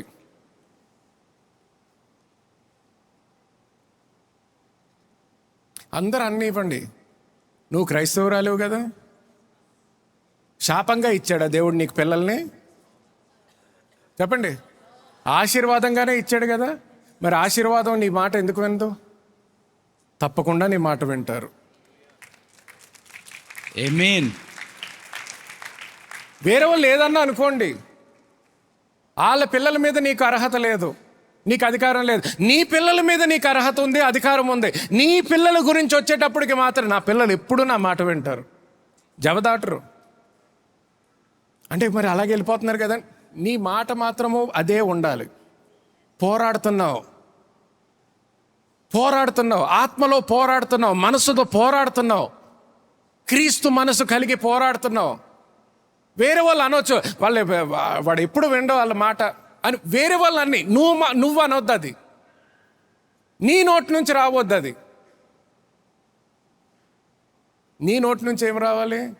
వాళ్ళు ఎప్పుడూ నా మాట వింటారు, వాళ్ళు దేవుని సన్నిధికి పరిగెత్తుకుంటూ వస్తారు. బైబిల్ చదవడం అంటే వాళ్ళకి చాలా ఇష్టం, చేతులెత్తి దేవుని ఆరాధించడం వాళ్ళకి చాలా ఇష్టం, దేవుని యొక్క ప్రణాళిక నెరవేర్చబడాలని కోరుకుంటారు, వాళ్ళు ఎప్పుడు ప్రార్థనలో పాల్గొంటారు. ఇటువంటి ఆశీర్వాదమైనటువంటి మాటలు నువ్వు పలుకుతా ఉండాలి. హల్లెలూయా. ఆమేన్. గట్టి కొట్టండి దేవునికి చప్పట్లు. హల్లెలూయా. హల్లెలూయా. ఆమేన్. Praise God.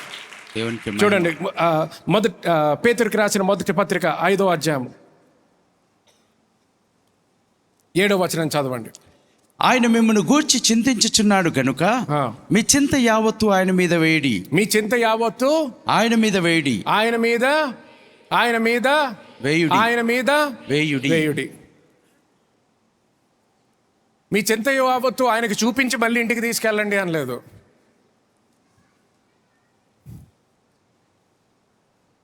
ఏమన్నాడు? మీ చింత యావత్తు ఆయన మీద వేయుడి. ఆయన మీద వేయుడి అన్నాడు. చూడండి, ఈ బాటిల్ ఇప్పుడు ఉంది కదా, అందరికి కనిపిస్తుంది కదా. ఈ బాటిల్ ఎవరిది? నాది. ఓకే, కొంతమందికి తెలియదు అనుకుంటా. ఇది నా బాటిల్. ఓకే, సో ఇది నా బాటిల్. ఇప్పుడు ఎవరి దగ్గర ఉంది? ఇది నా దగ్గర ఉంది. సో ఇది నాది. కానీ ఆయన ఏమంటున్నాడు? ఇది చింత అనుకోండి. చింత యావత్తంతా ఏం చేయమంటున్నాడు? ఆయన మీద చూపించమనలేదు, ఆయన మీద వేయుడి అంటున్నాడు. ఆయన మీద వేయుడి. సారీ అన్న, ఇదిగో ఇప్పుడు ఎవరి దగ్గర ఉంది? ఓ, ఆయన పేరు ఈనాక్, బై ద వే. ఓకే, అందరూ హలో బ్రదర్ ఈనాక్ అనండి. Hello brother Enoch. Okay, so ఇప్పుడు ఎవరి దగ్గర ఉంది? ఈనోక్ బ్రదర్ దగ్గర ఉంది. బ్రదర్ ఈనాక్ దగ్గర ఉంది. ఎవరి దగ్గర లేదు? పాస్టర్ గారి దగ్గర లేదు. కానీ ముందర ఎవరిది అది? పాస్టర్ గారు. కానీ ఇప్పుడు ఎవరి దగ్గర ఉంది? ఎవరి దగ్గర లేదు?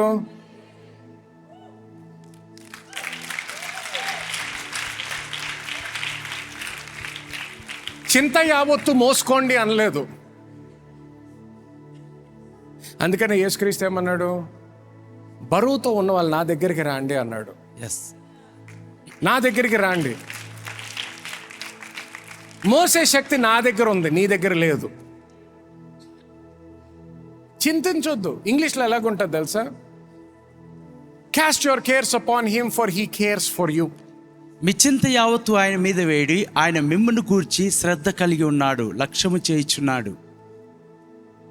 He cares for you. ఆయన నీ పట్ల శ్రద్ధ కలిగి ఉన్నాడు. చూడండి, నా పిల్లలు స్కూల్కి వెళ్ళినప్పుడు వాళ్ళ నా ఆలోచన ఏంటి? వాళ్ళ మనసంతా కూడా స్కూల్లో చదువుకోవాల్సిన ఇన్ఫర్మేషన్ మీద ఉండాలి, తర్వాత హోంవర్క్ మీద ఉండాలి, తర్వాత అసైన్మెంట్ ఏదైతే ఫినిష్ చేయాలి, లేకపోతే ఎగ్జామ్స్కి ప్రిపేర్ అవ్వాలంటే నీ మనసు ఫీజు గురించి నువ్వు ఆలోచించొద్దు. దేని గురించి ఆలోచించొద్దు? ఫీజు గురించి నువ్వు ఆలోచించొద్దు, నువ్వు చింతించొద్దు. ఫీజు కట్టే కెపాసిటీ నా పిల్లలకి లేదు. ఆ కెపాసిటీ ఎవరికి ఉంది? నాకుంది. సో ఆ బాధ్యత ఎవరిది? నాది. వాళ్ళ బాధ్యత ఏంటి? స్కూల్కి వెళ్ళాలి, అక్కడ చెప్పేది నేర్చుకోవాలి. వాళ్ళు క్లాస్ చెప్తుంటే అయ్యి బాబోయ్ ఫీజు ఎలా కడతానో, ఫీజు ఎలా కడతానో, ఫీజు ఒరేయ్ నువ్వు చదువుకో చాలు, హోంవర్క్ చేయి సరిపోద్ది. ఫీజు ఎవరు చూసుకుంటారు? అర్థమవుతుందా? ఈరోజు నా కొడుకు బర్త్డే. వాడికి కావాల్సిందంతా వాడు చెప్పుకున్నాడు. నాకు ఇలా కావాలి, నాకు అలా కావాలి, నాకు ఈ కేక్ ఇలాగ ఉండాలి, నాకు ఇది కావాలి. ఒక్కసారి కూడా దేనికి ఎంత ఖర్చు అవుతుందని ఒక్కసారి కూడా అడగలేదు నన్ను. నా భార్య దగ్గరికి వెళ్ళి కేక్ ఎంతగా అవుతుంది, నా బర్త్డే బట్టలు ఎంత అవుతున్నాయి అని ఒకసారి కూడా అడగలేదు. అడగాల్సిన అవసరం లేదు. అది వాడి బాధ్యత కాదు, అది నా బాధ్యత. అది నా బాధ్యత. దేవుడు ఏమన్నాడు? చింత యావత్తు ఎక్కడ కనిపించినా కూడా నువ్వు మొయ్యొద్దు దీన్ని. నువ్వు మోసేటటువంటి కెపాసిటీ నీకు లేదు. అదంతా కూడా ఆయన మీద వేయమంటున్నాడు, ఆయన మీద వేయమంటున్నాడు. ఎందుకు? ఆయన నీ గురించి ఆలోచిస్తున్నాడు కాబట్టి. హల్లెలూయా. ఆమేన్. తర్వాత చూడండి ఇంగ్లీష్లో, be sober and be vigilant. నిబ్బరమైన బుద్ధి గలవారై మెలకుగా ఉండుడి. హల్లెలూయా. ఆమేన్. నిబ్బర గల, సోబర్ అని ఉంది చూడండి, అది దానికి ఇంకొక మీనింగ్ వచ్చేసి సెల్ఫ్ కంట్రోల్. మరి ఇంద్రియ నిగ్రహము. Be sober and be vigilant. మరి మెలకుగా ఉండాలి. మెలకుగా ఉండండి. ఆ తలంపులు ఎప్పుడైతే వస్తాయో మనసులోకి, మెలకుగా ఉండండి. ఆ తలంపు దేవుడి నుంచి కాదు, ఆపండి అక్కడే, రానియొద్దు. ఆ మాట దేవుడి నుంచి కాదు, వేరే వాళ్ళు అంటున్నారు, అది అక్కడిగా ఆపేయాలి. అందరికి ఈమెయిల్ వెళ్ళి ఉండొచ్చు, ఆఫీస్లో ప్రాజెక్ట్స్ లేవు, లే ఆఫ్స్ అవ్వచ్చు, ఇంకేదో అవ్వచ్చు. ఓకే, ఆ దేవుడు అనలేదు, అక్కడికే ఆపేసాయి, లోపలికి రానివ్వద్దు. ఇంట్లో బెల్ కొట్టినప్పుడు అందరినీ ఇంట్లోకి తెచ్చేస్తుంటావా? చెప్పు. ఎవరు రావాలో చూస్తావు. సరే నువ్వు రావచ్చు, నువ్వు అక్కడే ఉండు, నువ్వు అక్కడి నుంచి బయటికి వెళ్ళు. నీ మనసు కూడా అలాగ ఉండాలి. తలంపులు ఎక్కడి నుంచి వస్తున్నాయి? ఎవరి మాటల ద్వారా వచ్చింది? ఎవరి ఇన్ఫర్మేషన్ ద్వారా వచ్చింది? ఏం చూస్తే భయం వచ్చింది?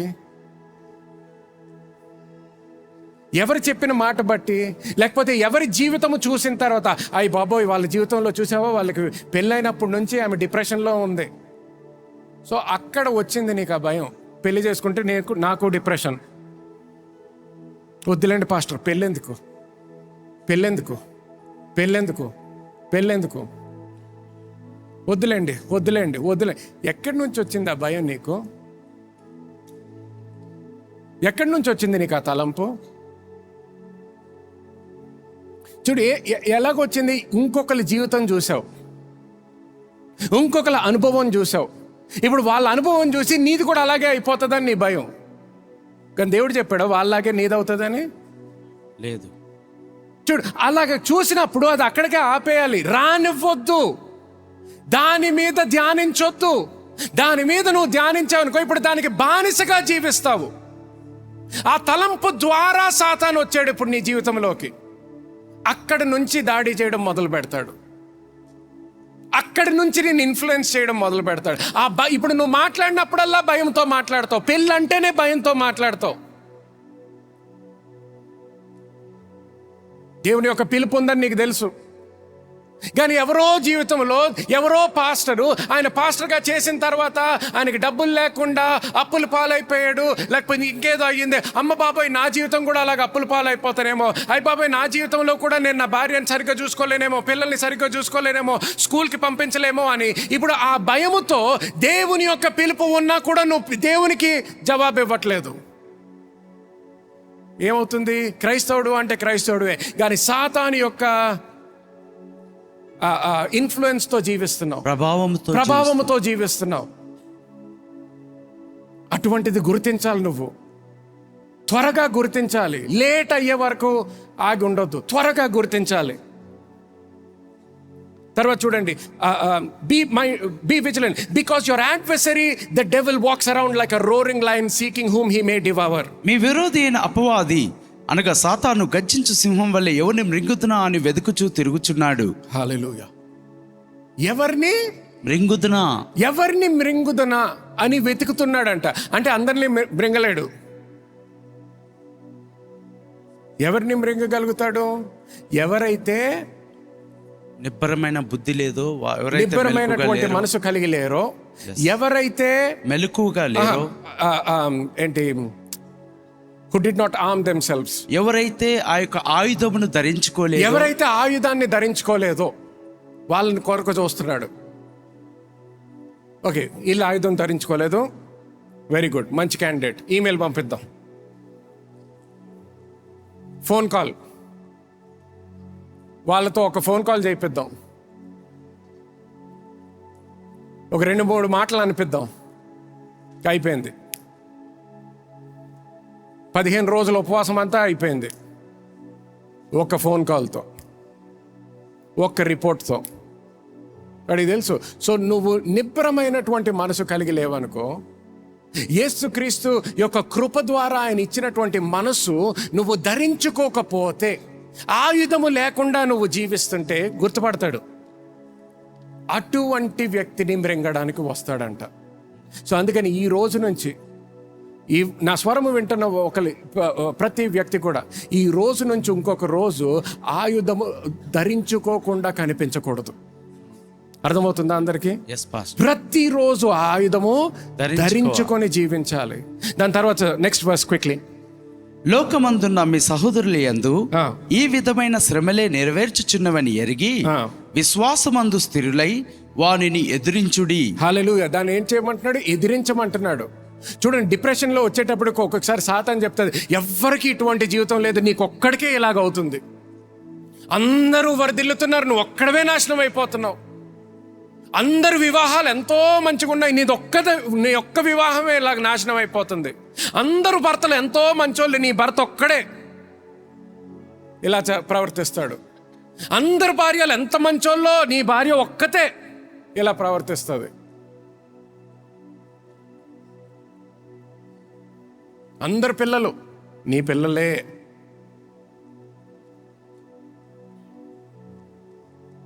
సో అక్కడ ఏమంటున్నాడు? లోకంలో ఎంతో మంది ఉన్నారు ఇటువంటి పరిస్థితుల్లో అంటున్నాడు. సో ఎదిరించు అంటున్నాడు. ఆమేన్. విశ్వాసముతో ఎదిరించు అంటున్నాడు. ఆమేన్. జీవితాన్ని పోగొట్టుకోవద్దు, దేవుని యొక్క ప్రణాళిక పోగొట్టుకోవద్దు, దేవుని యొక్క ఆశీర్వాదము పోగొట్టుకోవద్దు. సమస్యల్లో ఉన్నావా?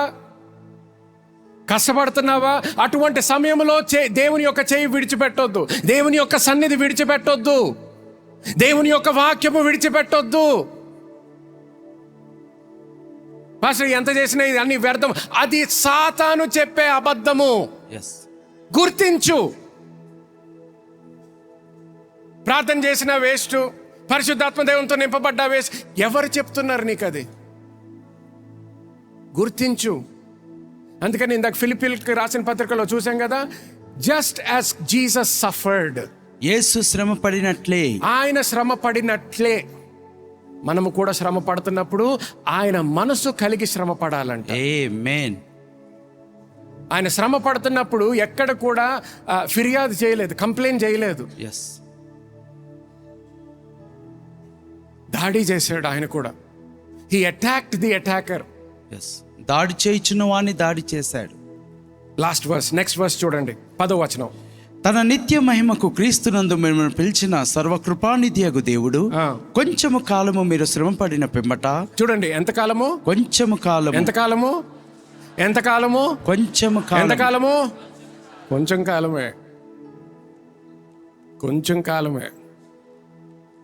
బాధపడొద్దు, సంతోషపడు, కొంచెం కాలమే. నిరీక్షణ పోగొట్టుకోవద్దు, కొంచెం కాలమే. సాతాను చెప్పొచ్చు ఎంతో కాలం, కొంతకాలం కాదు, ఎన్నో సంవత్సరాలు ఉంటుందని. గుర్తుపెట్టుకో, వాడు ఏమన్నా కూడా నువ్వు మళ్ళీ స్థిరపరచబడాలి. నా దేవుడు కొంతకాలం అనే మా అన్నాడు. నా దేవుడు మాత్రము కొంతకాలం అన్నాడు. కొంతకాలం తర్వాత ఏమవుతుందంట చూడండి ఇక్కడ. తానే మిమ్మును పూర్ణులుగా చేసి, మిమ్ములను అంటే మిమ్మల్ని ఇప్పుడు ఎవరు చేస్తున్నాడు? దేవుడు. పూర్ణులుగా చేసి, పూర్ణముగా చేసి, స్థిరపరిచి బలపరచును.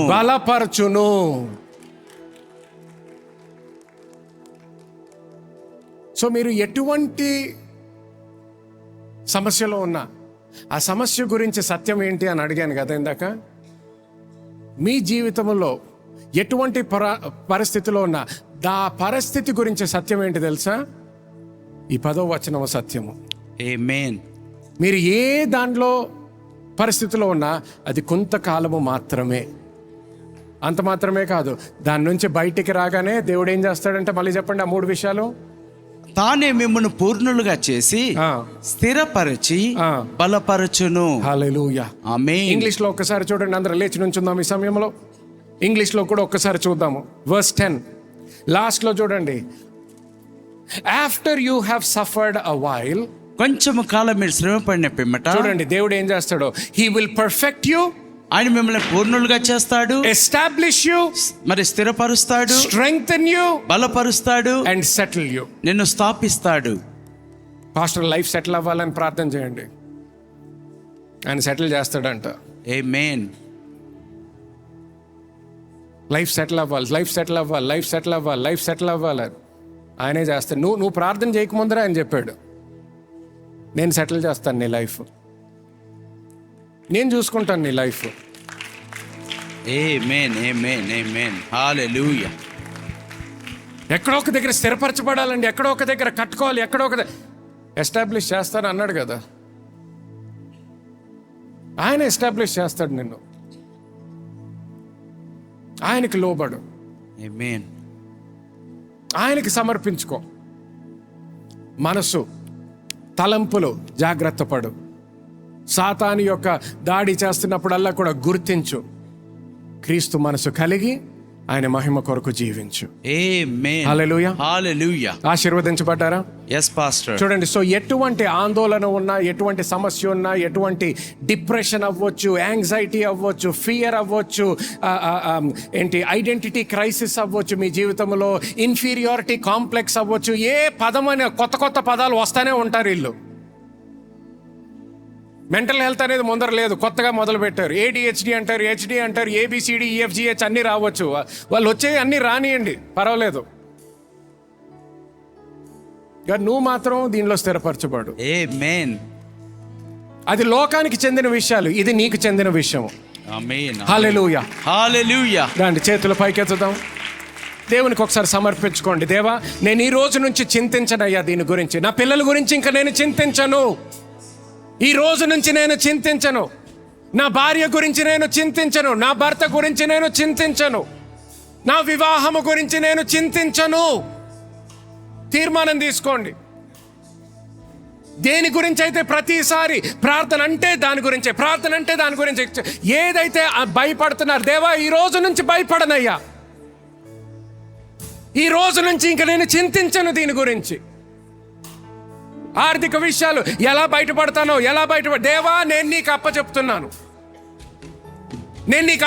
నీ రోజు నుంచి మాత్రము నేను చింతించను, విశ్వాసముతో జీవిస్తాను, నీ కృప బట్టి జీవిస్తాను, క్రీస్తు మనసు కలిగి నేను జీవిస్తాను అని ఒకసారి మీరే నోరు విప్పి దేవునితో మాట్లాడండి. 2 నిమిషాల సమయం ఇస్తాను. మీరు మాట్లాడండి, మీరు చెప్పండి.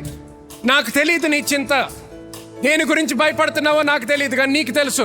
నువ్వు ఒప్పుకో దేవుని దగ్గర. దేవా, కొన్ని తీర్మానాలు నేను తప్పుగా తీసుకున్నాను, దాని గురించి క్షమించమని అడుగుతున్నాను, క్షమాపణ కోరుకుంటున్నాను, ప్రతిది కూడా నీకు అప్పచెప్తున్నానయ్యా. హల్లెలూయా. దేవా, నీ సన్నిధిలో దేవా ఈరోజు విశ్వాసముతో ఈ మాట విడుదల చేస్తున్నామయ్యా. మేము భయపడము, మేము దిగులు చెందము, మేము చింతించము, మేము ఆందోళనలో ఉండమయ్యా. యెహోవా నీసి, నువ్వే మా తోడై ఉన్నావు, నువ్వే మమ్మల్ని నడిపిస్తావయ్యా. ప్రతి విషయంలో కూడా సాతాను ఏ దాడి చేసినా కూడా ప్రతి విషయంలో కూడా నువ్వు విజయము చూపించే దేవుడు అయ్యా. మాకు ప్రతి విషయంలో కూడా విజయము నుంచి అధిక విజయము మాత్రమే మీ ప్రణాళిక మా పట్లని గుర్తిస్తున్నాము తండ్రి. యేసుక్రీస్తు నామములో ఈ వాక్యము మా జీవితంలో స్థిరపరచబడును గాక. నూతన పంట వచ్చును గాక, నూరంతట పంట వచ్చును గాక అని యేసుక్రీస్తు నామములో ప్రార్థిస్తున్నాను తండ్రి. ఆమేన్, ఆమేన్, ఆమేన్. హల్లెలూయా, హల్లెలూయా. Praise be to God. Come on, చప్పట్లు కొట్టండి విశ్వాసముతో, ధైర్యముతో, సంతోషముతో. ఆమేన్. హల్లెలూయా, హల్లెలూయా. ఆమేన్ అండ్ ఆమేన్. హల్లెలూయా, ఆమేన్. ఈరోజు మీరు విన్న వాక్యము ద్వారా ఆశీర్వదించబడ్డారని నేను నమ్ముతున్నాను. ఆశీర్వదించబడినట్లయితే తప్పకుండా సబ్స్క్రైబ్ చేసుకోండి మరియు మీ కుటుంబము మరియు స్నేహితులతో షేర్ చేయండి. మీరు ఈ పరిచర్య ద్వారా ఆశీర్వదించబడి పాలిభాగస్తులు అవ్వాలని కోరుకుంటుంటే డిస్క్రిప్షన్లో ఉన్న చర్చ్ బ్యాంక్ అకౌంట్ డీటెయిల్స్ గమనించగలరు.